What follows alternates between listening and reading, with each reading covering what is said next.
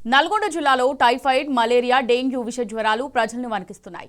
గ్రామాలు, పట్టణాలు అనే తేడా లేకుండా అన్ని చోట్ల వైరల్ ఫీవర్స్ ప్రజల్ని ఉక్కిరిబిక్కిరి చేస్తున్నాయి. వందల సంఖ్యలో జనం విష జ్వరాల బారిన పడి అల్లాడిపోతున్నారు. ప్రభుత్వ, ప్రైవేట్ దవాఖానల్లో ఎక్కడ చూసినా సరే జ్వర పీడితులు క్యూ కడుతున్నారు. ఆసుపత్రుల్లో బెడ్స్ కూడా దొరకని దుస్థితి నెలకొంది. నల్గొండ జిల్లాలో విష జ్వరాలు విజృంభిస్తున్నాయి. టైఫాయిడ్, మలేరియా, డెంగ్యూ జ్వరాలు ప్రజల్ని వణికిస్తున్నాయి. జిల్లా వ్యాప్తంగా జ్వరాలతో వేలాది మంది మంచాన పడ్డారు. నెల రోజుల వ్యవధిలో జిల్లాలో 6 విష జ్వరాలతో మృతి చెందారు. గ్రామాలు, పట్టణాలు అనే తేడా లేకుండా అన్ని చోట్ల జ్వరాలు పంజా విసురుతున్నాయి. ఇంత జరుగుతున్నా వైద్య ఆరోగ్య శాఖ నిమ్మకు నీరెత్తినట్లుగా వ్యవహరిస్తుండటంపై ప్రజలు ఆగ్రహం వ్యక్తం చేస్తున్నారు.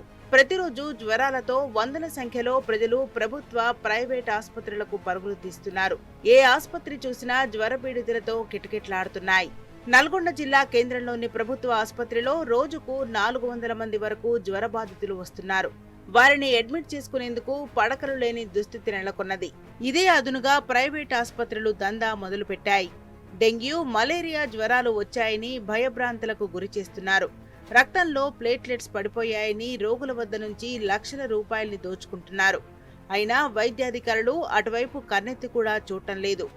చిన్నపిల్లలు కానిచ్చి పెద్దవాళ్ళకు కూడా జ్వరాలు వచ్చి ప్రతిరోజు జ్వరాలు మరియు తలనొప్పులు, కాలు చేతులు గుంజటం, ఇట్లా బాడీని వీక్నెస్ కావటం వల్ల ఈ యొక్క ప్రభుత్వ ఆసుపత్రికి రావడం జరుగుతుంది. డాక్టర్లు సరైన వైద్యం దృష్టి పెట్టి సరైన వైద్యం చేస్తే ఆల్రెడీ ఇదవుతుంది. కొంతమంది మాత్రము తొందరనే క్యూర్ అవుతున్నారు, ఇంకా కొంతమంది క్యూర్ కావటం లేదు. కాబట్టి డాక్టర్లు స్ట్రెంత్ను పెంచి మంచిగా ట్రీట్మెంట్ చేసి వాళ్ళను ఈ జ్వరాలు, విష జ్వరాలు తగ్గించాలని చెప్పి మేము మనవి చేస్తున్నామండి. ప్రతి వానాకాలం సీజన్ ముందు ప్రభుత్వం పారిశుద్ధ్య నిర్వహణ, ఆసుపత్రుల సన్నద్ధతపై సమీక్షలు నిర్వహించి పటిష్టమైన చర్యలు తీసుకునే ఆనవాయితీ ఉంది. కానీ ఈ కాంగ్రెస్ ప్రభుత్వం మాత్రం ఇప్పటి వరకు సమీక్ష కూడా నిర్వహించిన దాఖలాలు లేవు. మరోవైపు గ్రామ పంచాయతీల్లో పాలక వర్గాలు లేక 2 సంవత్సరాలు కావస్తున్నది. పంచాయతీరాజ్ సెక్రటరీలు చుట్టంచూపుగా గ్రామాల్లోకి వచ్చిపోతున్నారు.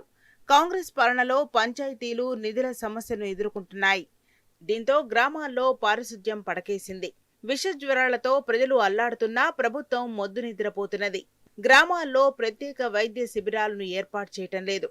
వైద్యాధికారులు గ్రామాలు, తండాల వైపు కన్నెత్తి చూడటం లేదని వాపోతున్నారు ప్రజలు.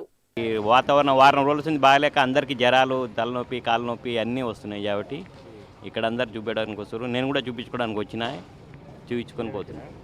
చిన్నపిల్లలు కూడా వచ్చారు సార్, చాలామంది వచ్చారు. వాతావరణం చేంజ్ అయింది కదా సార్, అందుకని అసలు అందరికీ జ్వరాలే సార్ బాగా.